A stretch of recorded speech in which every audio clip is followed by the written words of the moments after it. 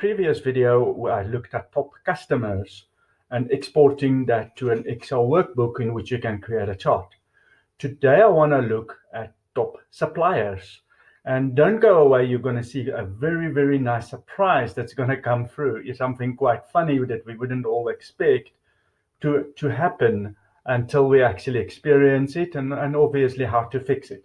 So let's jump right into our top suppliers. So it lists by default within your MyBI app, it lists your 10 top suppliers for you. These suppliers draw directly from your Pastel database, which is your accounting database, straight into MyBI app for analysis. We want to change at the top from top 10 to all our suppliers to get a full list. In this case, it isn't much.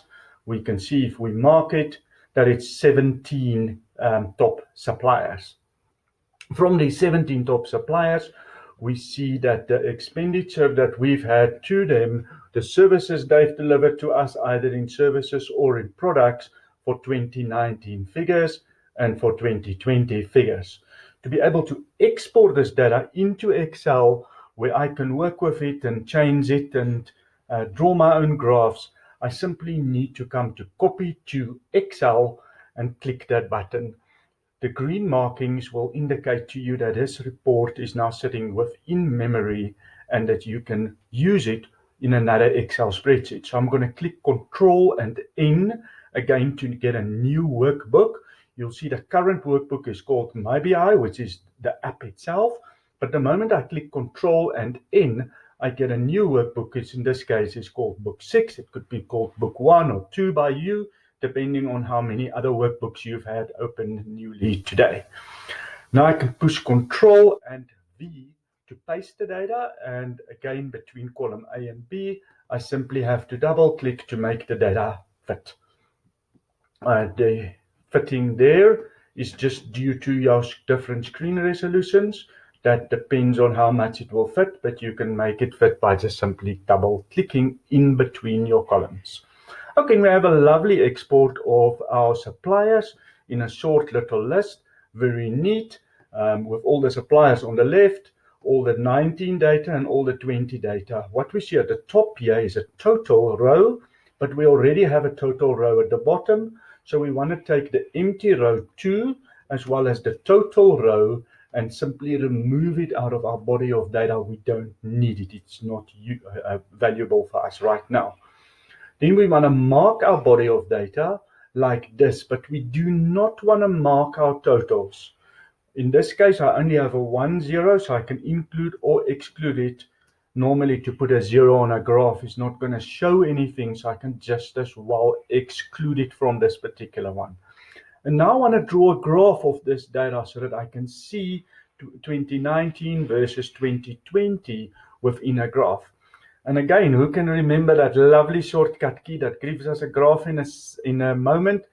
I always say lift up your finger like this and bring it down to F11. F11 to get a graph, and oh no, for the love of Excel, this thing is upside down. No way. I've got a plan. So what you do is you take your right hand and you put it on the right side of your laptop, and you take your left hand, you put it on the top corner of your laptop, and slowly but carefully you turn it around like this. There it is. That should look a little bit better. Oh my soul, it doesn't look any better for them. Actually, let's turn this back.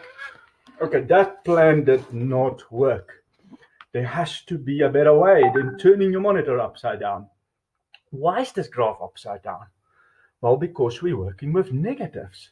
So minus 100 is obviously first, and then minus 200,000, and then minus 300,000. And so the amount gets bigger and bigger and bigger because we expended with this supplier. We spend money with them, so it shows as a negative within our books, and thus we get this upside down graph.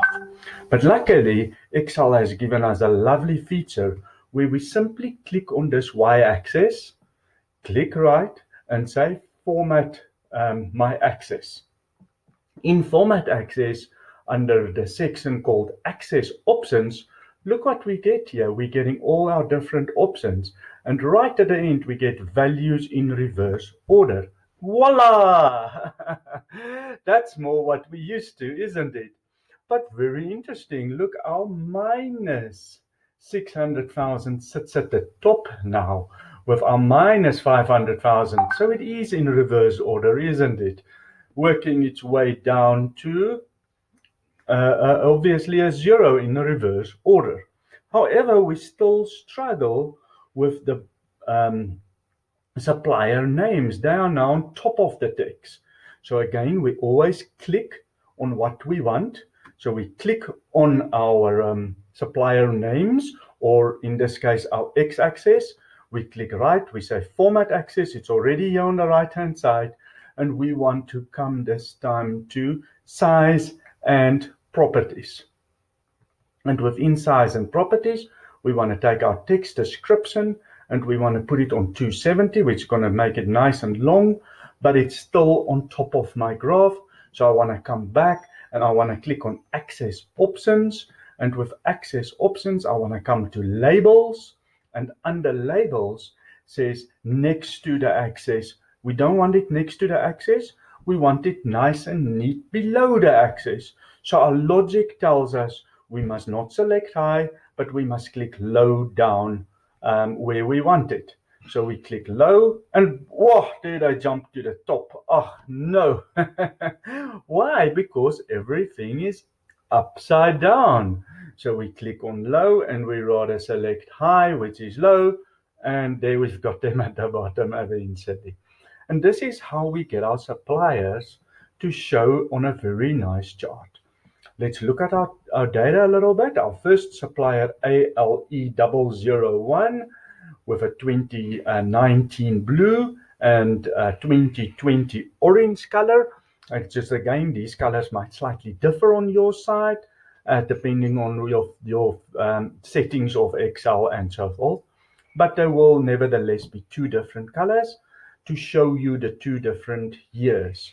Then you can also look at the next one, KEN, also has a 2019 and a 2020. Whereas the one ACT01 is only a 2020, which means they're a new supplier to this company from 2020, and obviously hasn't been used in 2019.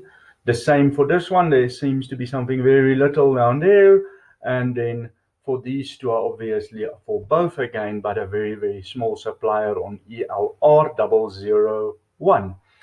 That will conclude our session for today on how to turn your monitor upside down inside Excel to get your suppliers, which is a negative values, into a nice positive type of looking graph.